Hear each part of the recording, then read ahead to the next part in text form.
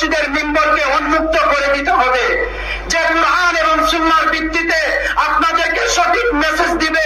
আপনার আকলে ধরো বা না ধরো, আপনার যুক্তিতে আসো অথবা না আসো, সেই ইমাম সাহেবকে তার অবেল্লি বক্তব্য খুতবা দিতে আপনারা সমর্থন করবেন ইনশাআল্লাহ। ইমাম সাহেবের টুট চাকা ধরার চেষ্টা করবেন না।